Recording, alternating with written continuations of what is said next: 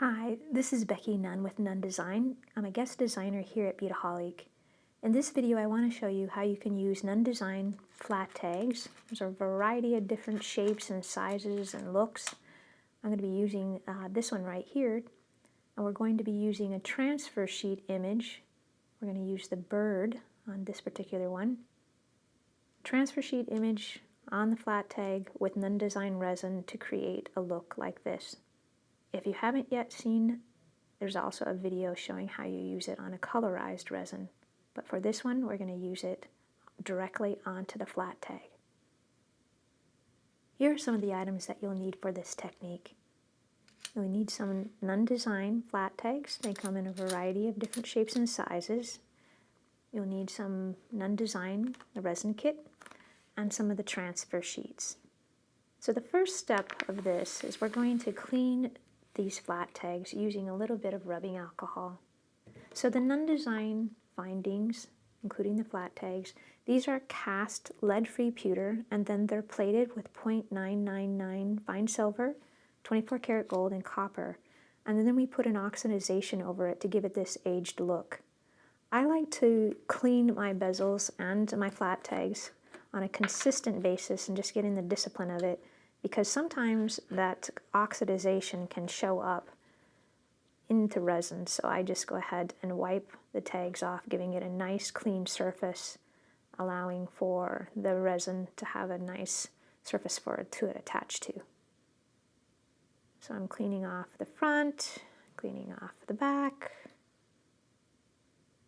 And then I have a couple of business cards, because I like to place all of my items on little business cards when I'm working, because then I can move this around easily and not disturb the resin.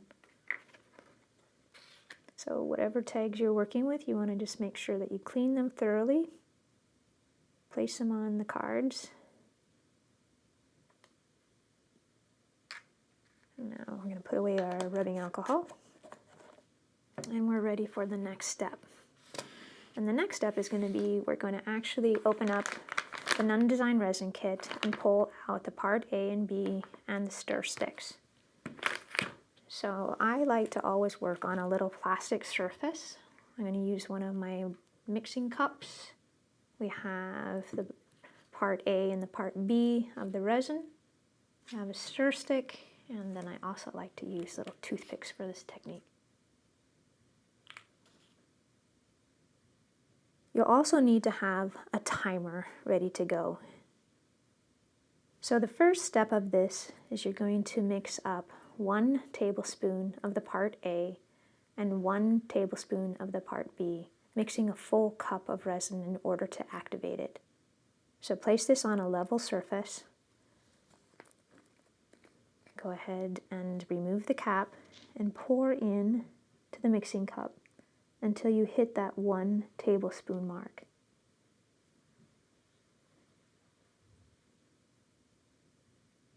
So I have a very heavy flow at first, and then as I start to get closer to that line, I'm easing up on my flow, and as I start to hit that mark, right when I hit that mark, I'm going to turn the top, and then using a wet wipe, wipe away the surface of where that resin might have overflowed, and then put the top on. Now we're going to mix our part B. It has to be a 1-to-1 exact ratio, and A always goes in first and then B second. I'm pouring it in, and just as I start to get to that line, I twist my top and the flow, and now I'm exactly at that line for 2 tablespoons. Go ahead and clean off the top of your bottle. And now we're ready to mix. So go ahead, I'm getting my timer ready, and I'm setting it for 2 minutes. Press start, and then with the tongue depressor that's in the kit, you press it into the mixing cup, and you start to mix these 2 parts together. And at first it'll have this real marbly look, and as you continue to stir, those two parts of A and B will mix together, and that's what makes it activated. So I'm going along the outside edges and scraping them. Every now and then you're going to stop and get all of that resin off of the stick so you don't have unmixed parts of A and B in there at all, that you have everything mixed together. By following these simple steps, you'll have great results with your resin. Your resin should be always held at room temperature, so 70 degrees before you even start to mix it. And you can do that by, I had a little bit of overflow right there, and if that's the case, just take your wet wipe and you can either wipe off the side, or this is one of the reasons why I like to work on the plastic to start with, and then you continue to stir. So the resin needs to be at room temperature, and you need to have good ventilation. Inside of the resin kit, the Nunn Design resin kit, there's all kinds of great information about how to set up your work area, how to keep your environment nice and clean, and how to have great results with the Nunn Design resin. Scraping the sides, scraping the stick, so you can see that it's starting to blend together, the part A and B, and it's no longer marbled.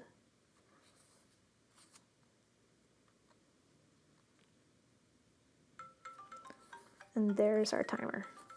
Now if this wasn't quite fully mixed, it would still be a little bit marbly, and we can continue to stir it, scraping the sides until it is fully mixed. So scrape off the sides of your stir stick, lay it down, turn off my timer. Now we're ready to go ahead and prepare our transfer sheet. So moving that over to the side. And so the Nunn Design transfer sheets, these are actually film. It's printed on a film, and it has a paper backing. There's instructions in all of the different transfer sheet images. But the paper backing is what we want to have release so that we can slide it onto the flat tags. So before we put the resin down, we're going to need to trim out our item. So a lot of these, if you wanted to, you could place this down, trim around it with a pen, and then trim to those lines. But I want to just go ahead and cut out a silhouette of this bird right here.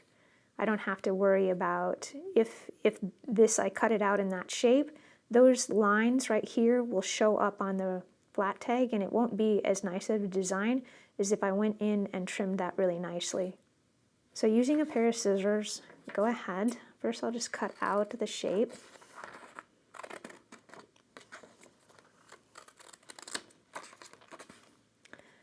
Now I'm going to go in and trim somewhat close to around where the bird is.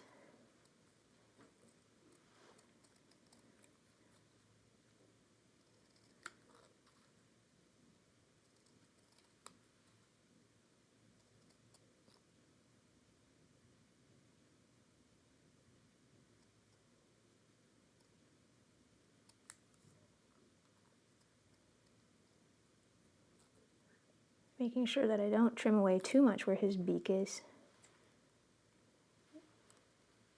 So I moved it and came in at another angle so I could see clearly what I was cutting.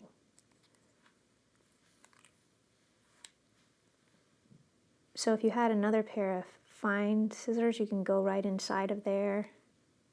I'll go ahead and give it a shot here with these scissors. All right, so that's kind of the shape that I have. And let me see how it will design on the tag itself. So I don't want him to be cut off right there. So I'm going to be thinking about, like, how does he need to lay on that tag in order for me not to have that sharp edge right there.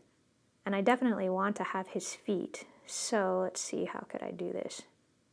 I probably will end up using his feet, but trim away some of this over here on this side edge. So I'm going to turn this over because then I can kind of, I'm not going to do that. What I'll need to do is, let's see. I think what I'll do is, instead of having this sharp edge right here, I'm just going to come in and kind of just round this out.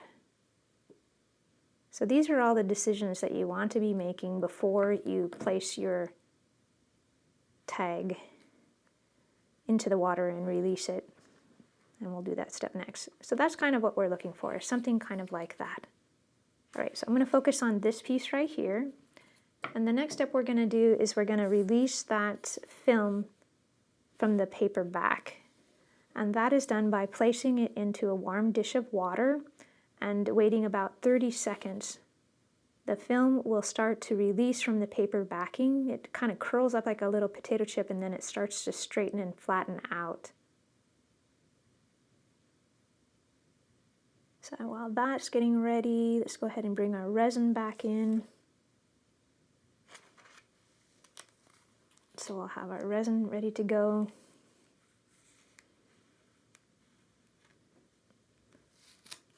And let's have our toothpicks ready to go. Actually, I don't want that on top of there.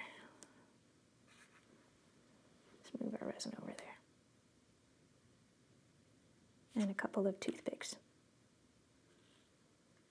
All right, so let's see how we're doing here. So when this is starting to separate, the film will release from the paper backing and it'll slide off.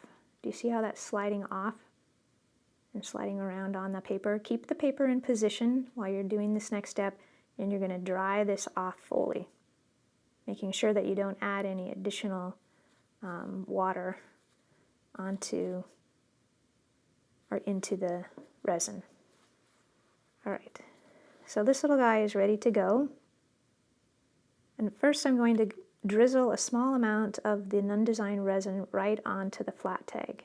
So using my toothpick, I'm dipping it in and twirling it to stop the flow and transferring it onto my flat tag.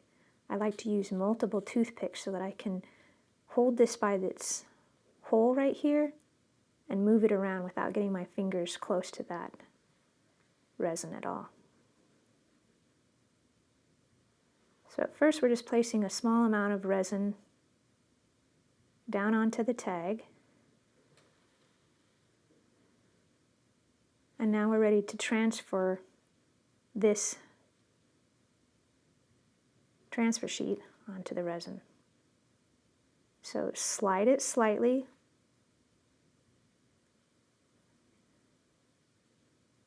And then I'm going to hold it with my toothpick, the film, and then slide the paper backing away from the transfer sheet. Now with my toothpick, I'm going back in and I'm pressing out any of the air and the resin that might be underneath underneath the transfer sheet. So one of the reasons why this is really important to do this, where you put the resin down first and then put this transfer sheet on, is if there is air trapped underneath there, it'll create like an iridescent kind of like effect underneath here. Also, it will show really sharp lines. This way you can't even see where the cut marks are. So once your transfer sheet's in place and you've kind of moved around that resin and you've made sure that your transfer sheet is exactly where you want it to be, you don't want that transfer sheet to be overhanging off the edge. You want to make sure that it's on the tag. Then once you have that ready, pick up some more resin, drizzle it onto the tag.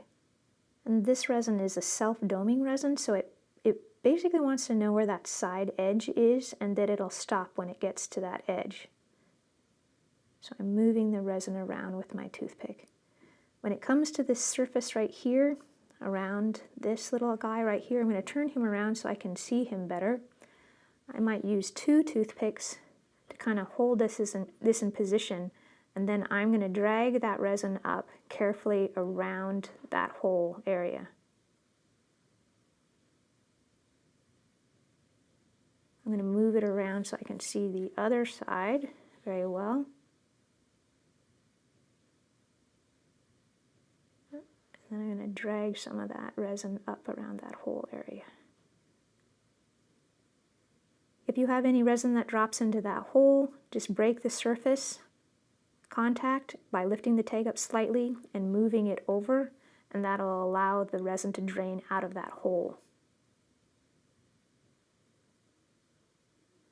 And when you have your, let's see, when you have your position of where you like it, and it looks like your resin has been covered up around where the hole is, and you've drug it out to all the side edges, you can add additional resin to give it a slight more bit of a height and a nice dome.